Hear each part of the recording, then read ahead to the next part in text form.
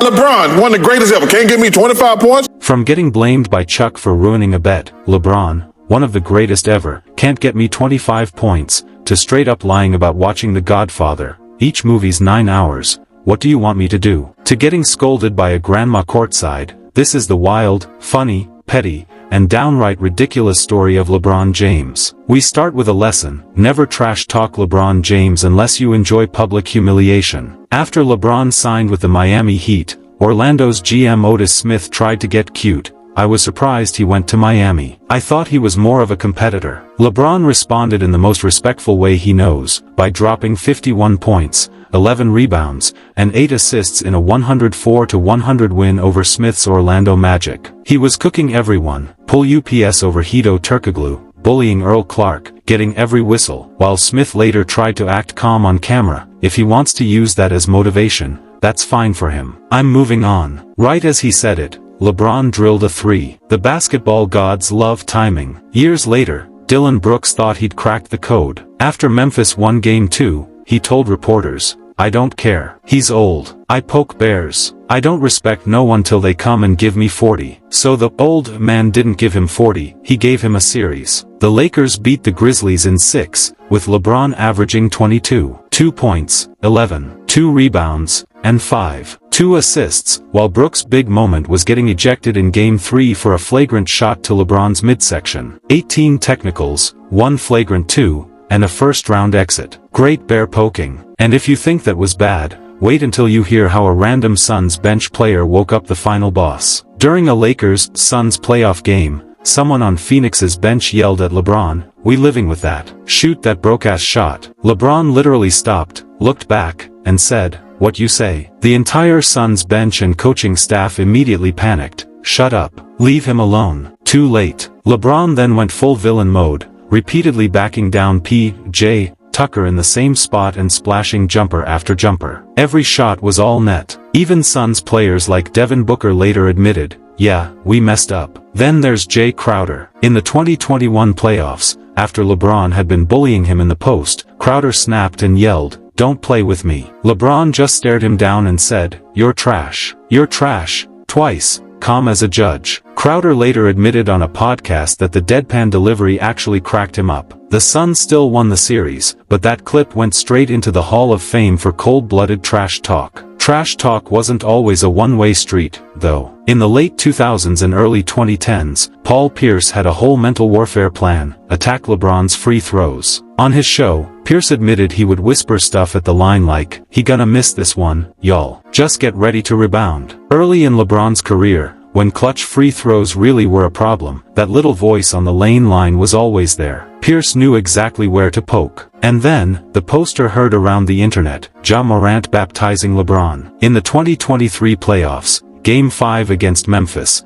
the 23-year-old Morant detonated a thunderous one-handed dunk over 38-year-old LeBron. The dunk alone was insane, but LeBron immediately turned to the refs complaining about a push-off, which social media instantly turned into crying to the refs memes. Morant dropped 31 in the loss and later joked, "He wasn't happy I got up on him, but stayed cool about it." A generational torch wasn't exactly passed, but it was definitely waved in his face. The most heated back and forth might still belong to LeBron versus Joakim Noah. In the 2015 playoffs, after a hard foul at the rim, the two unleashed one of the most explicit trash talk exchanges ever caught on hot mics. Noah later said on The Old Man and the Three that his problem was simple. He thought LeBron was a stunner, dancing, shooting left-handed free throws while up 20, and being arrogant. Then he kept losing to him in the playoffs. You lose to somebody 5 times in the playoffs, there's nothing funny about that. LeBron doesn't just save his barbs for players. Sometimes the fans get cooked too. In 2015, back in Miami as a Cavalier, LeBron sat on the bench while Heat fans chanted, "LeBron is tired," during a game Cleveland won 113-93. No words, no gestures, just one hand raised, casually twirling his 2 Miami championship rings. Kevin Love said the Cavs bench absolutely lost it. Dwayne Wade later called it classic Bron, silently reminding Miami exactly who brought those banners. In Chicago, a courtside Bulls fan tried a different angle, non-stop heckling. "Stop crying," jokes about his hairline, cracks about losing Kyrie Irving and Derrick Rose as point guards. LeBron finally snapped back, shut up, you got a big forehead. I hope that ain't your girl next to you, 'cause she's filming me, bum. Then he finished the night with 34 points, 13 assists, and 6 rebounds in a Cavs win, proving he can torch you in the box score and the comments section at the same time. And then there was Grandma. In a 2024 game against the Kings, after LeBron yelled a loud curse over a missed foul call, a grandma sitting courtside immediately barked back, "Hey, watch your mouth." The whole arena heard it. Austin Reeves said it was a reminder that even the king can get checked by an elder. LeBron later joked on his podcast Mind the Game that she reminded him of his own grandma. Social media turned it into the grandma tech. Fans also got in on the myth-making with the hilarious horse debate. A clip resurfaced of trickshot artist David Cal beating LeBron 11-5 in horse at Venice Beach back in 2008, hitting ridiculous shots LeBron couldn't copy. So when a Twitter debate started about whether guys like Michael Jordan, Kevin Durant, Larry Bird, and Kobe Bryant would beat LeBron in horse because of his free throws, it spiraled into memes. Even Charles Barkley joked on TNT, "Bron's the GOAT, but in HRSE? Nah." Off the court, LeBron's life basically turns into a family sitcom. At a 2024 Lakers practice, he drove baseline on Bronny James for a reverse layup and immediately told him, "Great defense, better offense." Bronny fired back that LeBron had stepped out of bounds and hacked his arm. LeBron's response? The refs didn't call it. Now they're teammates and opponents at once. Then came the Fruity Pebbles incident. In 2024, LeBron filmed a Nike ad where he dumped an entire box of Fruity Pebbles through the sunroof of Bronny's Lamborghini Urus. It wasn't random, Fruity Pebbles was tied to his Nike sneaker collab. "Hey, Rook, better not be late. Clean up my driveway, it's a mess." "You're too old for this," Bronny complained, while Rui Hachimura and other teammates later said the prank helped ease the pressure on him before his rookie year. Bronny just shrugged it off, he had other cars anyway. On the court, Bronny got his own taste of generational shade. In a game between Cooper Flagg's Dallas Mavericks and Bronny's Lakers, a clip allegedly showed Flagg backing him down and saying, "LeBron can't save you now." The audio was never confirmed and may have come from a parody, but that didn't stop the internet. Flagg had 10 inefficient points, Bronny 8, in an 87-85 Mavs win. Flagg later praised Bronny's defense, and the rumored line became just another entry in the James family lore. To handle a father playing with his son in the same locker room, LeBron had to set one very specific HR policy, the no dad rule. On the shop, he explained Bronny was banned from calling him dad at work. "Cannot call me dad in the workplace. Once we leave the facility, I can be dad again in the car and at home." Acceptable alternatives? 23, Bron, or GOAT if he wants to. He even acted out the nightmare. "We cannot be running down the court and he's like, 'Dad, push the ball up.' 'Dad, I'm open.' No, you cannot do that." And it's not just Bronny. In a viral 2024 Instagram video, Bryce James played his dad one-on-one in the driveway and told him, "You're trash." The all-time leading scorer in NBA history being called trash by his teenager is elite content. LeBron calmly responded, "I'm the GOAT, bro GOAT," while drilling long-range shots. Bryce later said it was all fun, but the competitive energy was very real. Of course, the most serious chapter in the family story was Bronny's cardiac arrest during a USC practice. In the Netflix docuseries Starting 5, the James family opened up about the fear and uncertainty. LeBron described Bronny's mindset as laser-focused on one thing: "Can I play ball again? And if yes, when?" Savannah James talked about the constant anxiety but also their gratitude for the outcome. LeBron went out of his way to thank the medical staff, lifesaver, literally, and the story turned from nightmare to miracle when Bronny not only recovered, but eventually made his NBA debut alongside his dad. While all this is happening, the old heads and media keep trying to drag LeBron into every era war and hot take cycle possible. Dennis Rodman once said LeBron would be easy to guard, claimed he had no moves and was just big and fast. LeBron laughed about how some older players say he isn't skilled or strong enough to play in their era, joking about never having been fouled by Bill Laimbeer and noting Rodman's interesting post-NBA hobbies, like hanging out with Kim Jong-un. He used humor to point out that every era thinks it's the toughest. On the Club 520 podcast, Jeff Teague joked that Miami-era LeBron looked like he was on steroids, saying, "You 280, running that fast, bro?" The clip exploded online. Teague quickly backpedaled, saying he was praising how dominant LeBron was and didn't actually know anything, adding that if he had known, he'd have asked for some himself. Then there's Nuggets coach Michael Malone, who fully leaned into trolling after Denver swept the Lakers in the 2023 Western Conference Finals. On the Pat McAfee show, he joked, "Breaking news, I'm thinking about retiring, don't tell anybody," mocking the way LeBron's vague, "I've got a lot to think about" comment hijacked the headlines. In another interview, he complained that after Game 1, all anyone talked about was the Lakers' adjustments, not Nikola Jokic's historic triple-doubles. LeBron's response on Instagram was icy, "Enjoy your light, but just know I'm the sun. I stay on forever." The next season, when the Lakers knocked Denver out,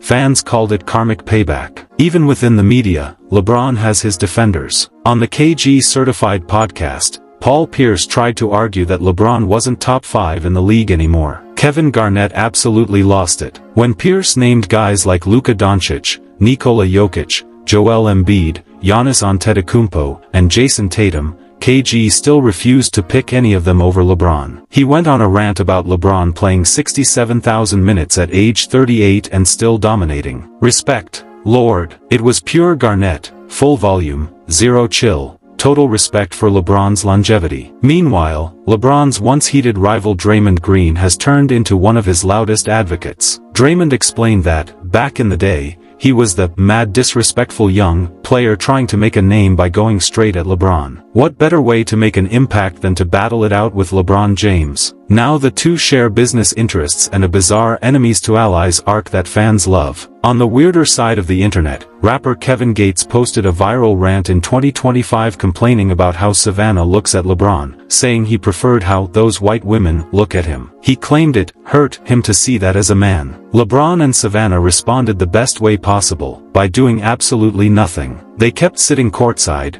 doing their pre-game handshake, and living their lives while the rest of us wondered why strangers are analyzing a 3-second clip of eye contact like it's game film. Of course, LeBron has created plenty of his own PR disasters. After losing the 2011 finals with the Heat, he dropped one of the most tone-deaf press conference quotes ever, saying that the people rooting for him to fail would wake up tomorrow and still have the same lives and problems, while he'd keep living his. It came off like he was saying his critics' lives were beneath him. Charles Barkley and other analysts shredded him, "Just play better and stop whining. Y'all said you were going to win 5 championships. You brought this on yourselves." That same playoff run, in a press conference with Dwayne Wade, he muttered the R-word under his breath when asked if Wade's foul on Rajon Rondo was dirty. The insult was caught on camera. LeBron apologized the next day, but advocacy groups torched him for the slur. It became another reminder that in the playoffs, one careless word can become a headline. Then there's the decision. On July 8, 2010, LeBron sat down on ESPN and said,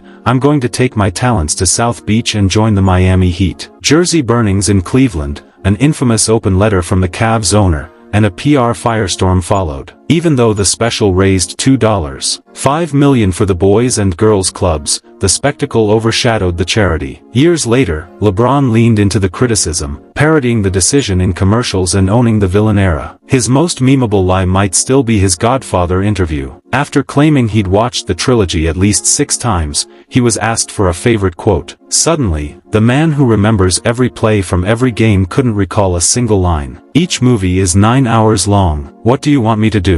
Kevin Durant jumped in on Twitter, "Bro's the king of cap." NFL star Jalen Ramsey later joked about it, too. Anytime LeBron claims a random book or movie, the internet immediately checks for citations. Even his retirement scares turned into content. After the 2023 sweep by Denver, he told reporters he had a lot to think about regarding his future. Sports media went into full meltdown mode, emergency podcasts, legacy think pieces, the works. Later, Anthony Davis admitted they all knew he wasn't done and called it a hilarious troll. When LeBron came back for his 21st season and kept shattering records, that post-game hint became just another example of him playing the media like a fiddle. On court, the chaos never stops. There's the legendary Game 7 block on Andre Iguodala in the 2016 Finals, Cleveland tied at 89, under 2 minutes left, and LeBron flying in from nowhere to erase a layup. Even Iguodala retells it like a horror story. Fast break, perfect pass, and then out of nowhere, blocked by James. There's Lance Stevenson literally blowing in LeBron's ear in a playoff game to throw him off. LeBron called it weird as hell. Lance later said it worked because they won the game, but he also admitted the moment followed him everywhere, even in clubs, where drunk guys would blow in his ear as a joke. When he and LeBron became Lakers teammates in 2018, the ear blow became an inside joke. There was the heated timeout with assistant coach Phil Handy in 2022, when LeBron snapped, "Why couldn't you wait until halftime?" and Handy shot back, "Don't be coming at me like that." GM Rob Pelinka later said it was just competitive fire and they squashed it immediately, but it showed that even with his favorite coaches, LeBron isn't shy about speaking up. In 2025, during a game against Minnesota, Rudy Gobert elbowed LeBron in the head on a rebound and got hit with a flagrant one. LeBron went off, "Don't throw no elbows." While Gobert brushed it off as just competing, fans loved the contrast between the three-time Defensive Player of the Year and LeBron basically calling him soft. D'Angelo Russell summed it up, "Bron don't play about elbows." And through all of this, Charles Barkley is still out there betting on games he admits he shouldn't. On one 2024 episode of Inside the NBA, after LeBron scored only 15 in a one-point Lakers win, Barkley ranted, "Is it my fault LeBron's a bum? You mean the greatest scorer in NBA history can't get me 25 points? Shaq and the crew lost it." LeBron responded online with laughing emojis and, "Y'all wild," showing he got the joke. All this while he was marching toward 40,000 career points, making Chuck's bum line even more ridiculous and therefore even funnier. And just when you think you've seen the strangest take, rapper Kevin Gates posts a video saying he wouldn't trade places with LeBron because he doesn't like how Savannah looks at him compared to those white women. He talked like he'd been personally wronged by their body language. Meanwhile, LeBron and Savannah just kept showing up courtside together, doing their handshake, and living like none of it existed. In the end, that's what makes LeBron so endlessly watchable. He's not just an all-time great, he's a walking content machine. Trash talkers get cooked, fans get roasted, coaches get barked at, kids get pranked, old heads get clapped back at, and even his own mistakes eventually become jokes he's willing to laugh at. If you want more wild NBA stories like this, more petty beefs, insane moments, and legendary receipts, stick around, hit subscribe, and check out the next video on your screen. The league never sleeps, and neither do these stories.